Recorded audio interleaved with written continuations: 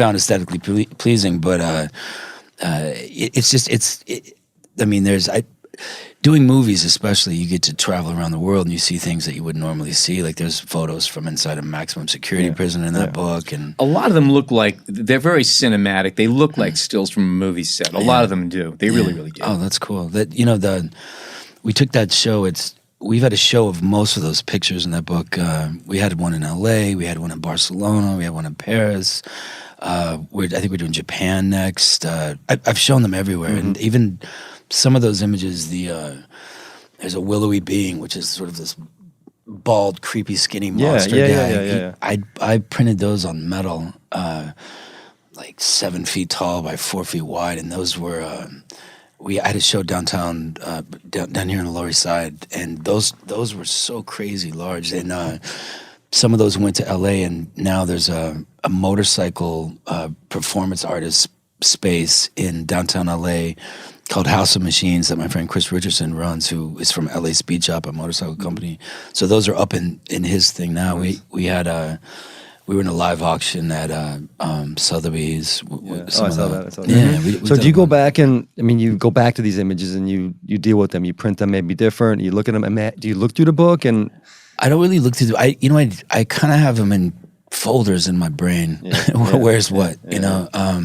But I mix them up sometimes, and sometimes when you print them in certain ways, it works with whatever the room's working with. If you're doing like a group show or something. But which ones get the most attention? Is it the Russian ones and some the prison one seems to get that one prison one with the green background? That's nuts. I was shooting a movie there with Andrei Konchalovsky, and we literally, it was like cavity checks going to work every day. It was like in the sub basement of this prison you never want to get put in.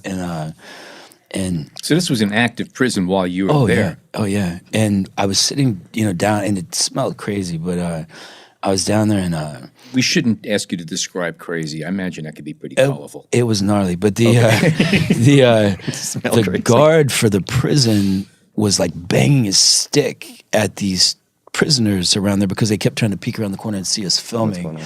And when the guard left, he kind of went around the corner, and I went, and these two guards or prisoners leaned around the corner, and they looked like supermodels or something, and they leaned around here, and then a little kitten ran out of nowhere that I didn't know was back there into like a pile of cigarette butts and stuff. I saw the butts all over the floor in the picture, but they belong there. Yeah, it was nuts, and it smells like it looks. And but the greens down there, I don't know if it's the mold on the walls or the light down there. The light's coming from. People just really respond to that one. And do you do that a lot on sets, or is that just because you were in such a weird spot? I mean, I do it. I mean, it depends. There's one photo I think is in there. It's a naked girl covered in blood, and she's sitting on a sofa.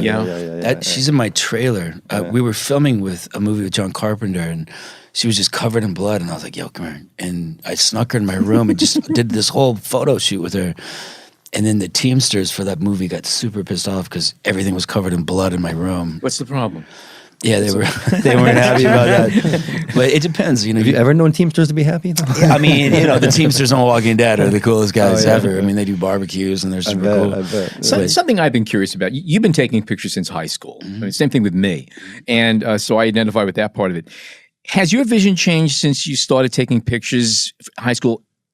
Since you've been performing in front of a camera and perhaps even looking through a camera, has it changed the way you take pictures? Because when I look at your still images in the book and online, everything is very tightly cropped. It's very well composed. It's not loosey-goosey stuff, and it's the way you would shoot if you were doing a movie. Yeah.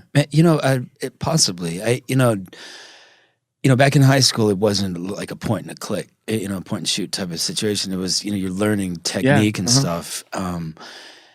But, back when you used to, just go to the cemetery and shoot everything for an hour. But you did that too? Everybody does that. That's how you get through high school. That's did your first do manhole project. Cover? I did manhole covers. I did. I've done umbrellas. I've done broken bicycles. I've done garbage heaps. I've done cemeteries.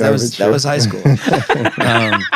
I think there's a book here. Yeah, right. Yeah. I mean, funny enough, like years later, I used to do sculptures with rock and metal and wood and all this stuff. And a lot of my materials were found in garbage garbage heaps and dumpsters. But taking the photo, maybe, you know, I think, you know, I've directed a couple of short films. I've directed a lot of music videos, and you know, when you're acting, when you're acting, it's a whole lot of setup for like for a moment. So I think sometimes now, I can sense a moment a little quicker. You know. You know But what I mean? is the photos you do, they're more, I'm getting the sense you're more of an observer. You're not doing, other than maybe that girl in the trailer, you're not doing too much setup. I really don't. I mean, I like Joel Peter Wicked and you know, photographers that do that stuff, and I've attempted that, but I'm ADD. But is that different from your sculpture and your other work, or you know, it's kind of you? I don't know that it's changed aesthetically since